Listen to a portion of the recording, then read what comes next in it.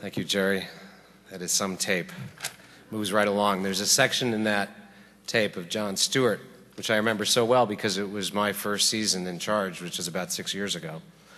And Jon Stewart said to Steve Kroft, "I like your broadcast, it's okay, but I don't like your slogan."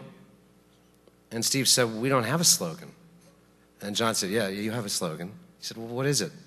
Stewart said, "May cause drowsiness." Those are fighting words in 60 Minutes. Especially considering Don Hewitt, and that was such a nice tribute to him, because Don couldn't stand anything that dragged.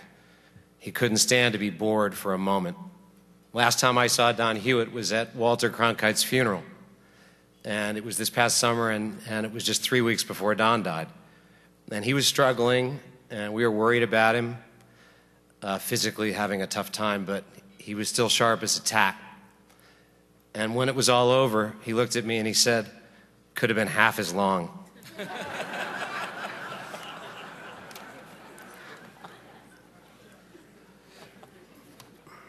Don Hewitt was a showman, and he left us that as his legacy, but he cared deeply about keeping the attention of the audience, but he cared more about good journalism. And I think that the combination of those two attributes is the secret to our success and longevity. That you can tell any story that you want to tell and cover what's important as long as you make it interesting. It's particularly gratifying to us that you single out in this award our coverage of Afghanistan, Pakistan, and the U.S. economy. So many news organizations have decided to avoid particularly the war because conventional wisdom in broadcast journalism in many places suggests that Americans don't want to hear about it, that it's a turnoff. And I believe that we have proven that wrong.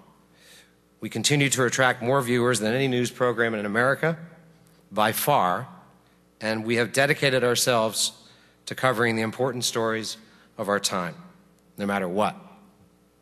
And a lot goes into covering that war and covering those wars, as most of you know,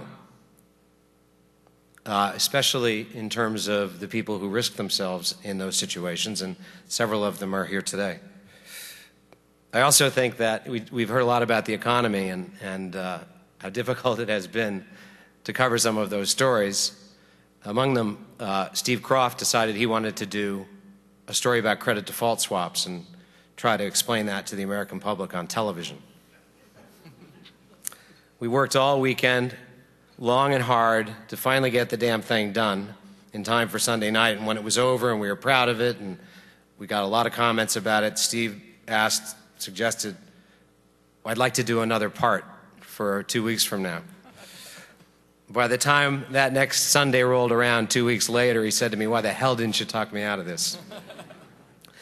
It's hard to do, but I think the reason we're able to keep doing it is that we really have been able to attract and continue to attract the best of the best in this business.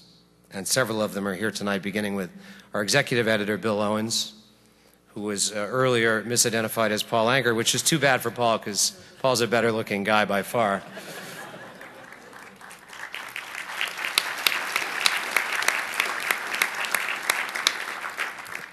Bill is among the smartest and most experienced producers in our business, and I'm proud to work with him.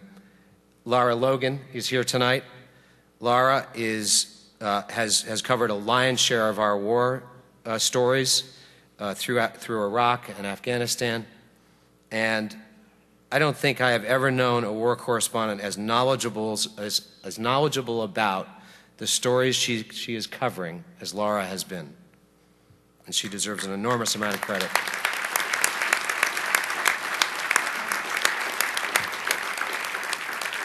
I'm happy to report that we have a cluster of producers and star producers. Howard Rosenberg is here.